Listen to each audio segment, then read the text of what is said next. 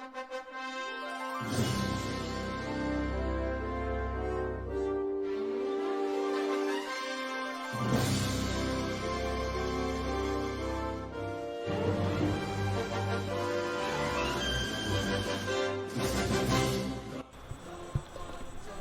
yang kita ketahui bahwa sistem ekonomi di setiap negara itu berbeda.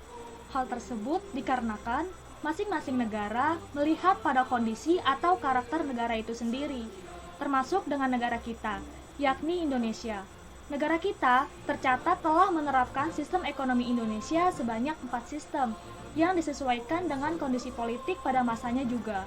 Namun, pada kesempatan kali ini, kita hanya akan membahas mengenai sistem ekonomi Pancasila saja, di mana merupakan sistem ekonomi yang kita anut saat ini. Poin pertama yang akan kita bahas yaitu sistem ekonomi Pancasila meredam kapitalisme dan liberalisme. Seperti yang kita ketahui bahwa semenjak tahun 1998 hingga sekarang, negara kita, Indonesia, menganut sistem ekonomi Pancasila, di mana sistem ini merupakan hasil pengembangan dari sistem ekonomi sebelumnya, atau sistem ekonomi campuran. Sistem ekonomi Pancasila merupakan sistem yang paling cocok untuk diterapkan dengan berdasarkan kepada kebebasan rakyat untuk melakukan kegiatan ekonomi, namun tetap ada campur tangan pemerintah di dalamnya. Berbeda dengan paham kapitalisme dan liberalisme, di mana pihak swasta diberikan kebebasan oleh negara untuk mengolah dan memperjualbelikan kekayaan alam. Dalam hal ini, pemerintah atau negara tak berhak ikut campur dalam mengatur kaum kapitalis liberalis dalam memperkaya diri mereka. Oleh karena itulah, sistem ekonomi Pancasila dapat meredam kapitalisme dan liberalisme.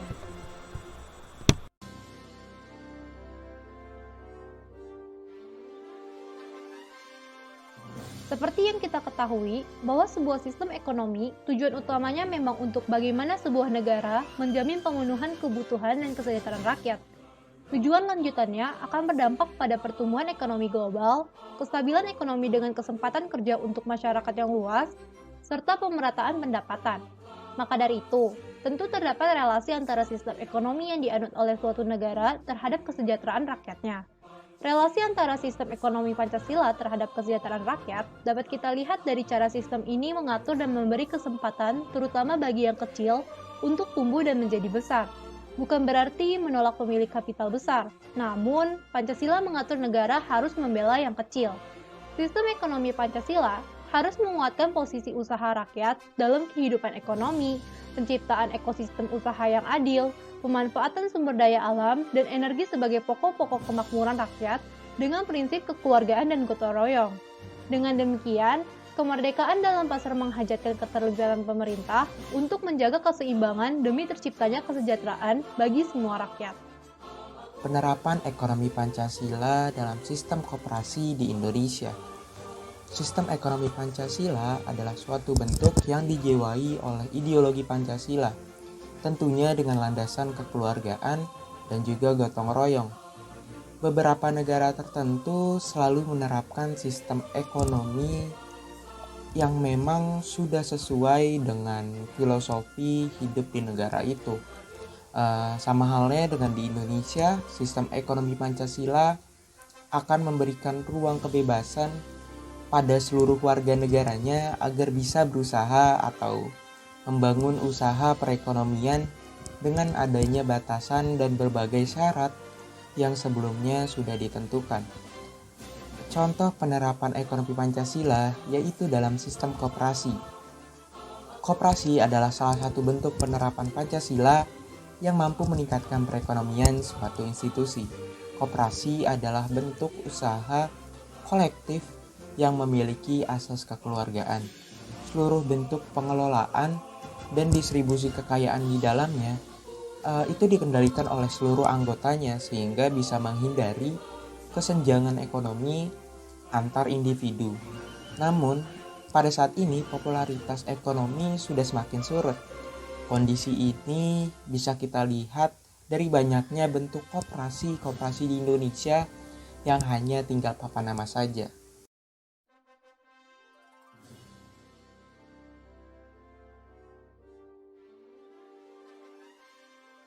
Relevan atau tidak sih ekonomi Pancasila digunakan dalam era revolusi 4.0? Nah, relevansi Pancasila terhadap perkembangan revolusi industri 4.0 akan terlihat pada penyampaian pengajaran. Pancasila yang merupakan dasar soft skill dapat diterapkan dalam implementasi pengajaran di pendidikan tinggi vokasi. Perkembangan revolusi tersebut menghadirkan suatu peluang dan ancaman. Dalam satu sisi, peluangnya adalah dapat mengimplementasikan Pancasila dalam perkembangan revolusi tersebut, sehingga nantinya sumber daya manusia Indonesia memiliki kompetensi yang profesional dan dapat bersaing dengan era saat ini. Akan tetapi, ada juga ancaman terhadap perkembangan revolusi tersebut, yaitu tidak dapat terimplementasinya soft skill yang profesional, sehingga sumber daya manusia Indonesia semakin tertinggal dan tidak dapat bersaing dengan dunia luar. Relevansi Pancasila sangat terlihat jelas dalam perkembangan revolusi industri 4.0, karena tujuan perkembangan tersebut adalah ingin mengintegrasikan tenaga manusia dengan teknologi, sehingga pekerja yang berhubungan dengan kontak fisik akan berkurang dan diganti dengan sistem yang semakin canggih. Peluang sumber daya manusia untuk bekerja akan semakin berat apabila tidak diseimbangi dengan soft skill yang tertuang dalam nilai-nilai Pancasila. Output pendidikan vokasi sendiri adalah membentuk sumber daya manusia yang kompeten dalam hal hard skill maupun soft skill. Maka Pancasila di era industri 4.0 di pendidikan tinggi vokasi saat ini harus fleksibel dalam pengimplementasiannya, akan tetapi tidak lepas dari aturan yang ada.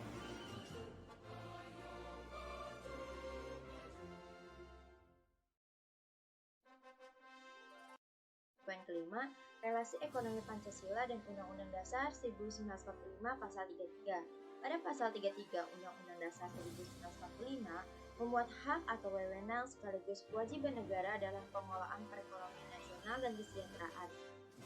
Untuk memenuhi kewajiban memberikan pekerjaan dan penghidupan yang layak bagi warga negaranya, negara diberikan wewenang yang besar dalam menentukan pola pengelolaan ekonomi dan menguasai sumber-sumber ekonomi penting dan sumber kekayaan alam.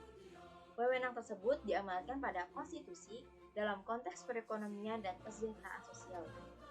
Tata cara pengelolaan ekonomi dilakukan dengan berdasarkan pada Undang-Undang Dasar Negara Republik Indonesia tahun 1945 Pasal 33, yaitu pada poin pertama, perekonomian disusun sebagai usaha bersama berdasar atas asas kekeluargaan.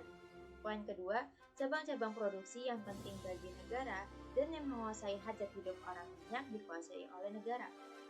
Poin ketiga, bumi dan air dan kekayaan alam yang dikandung dalamnya dikuasai oleh negara dan dipergunakan untuk sebesar-besar kemakmuran rakyat.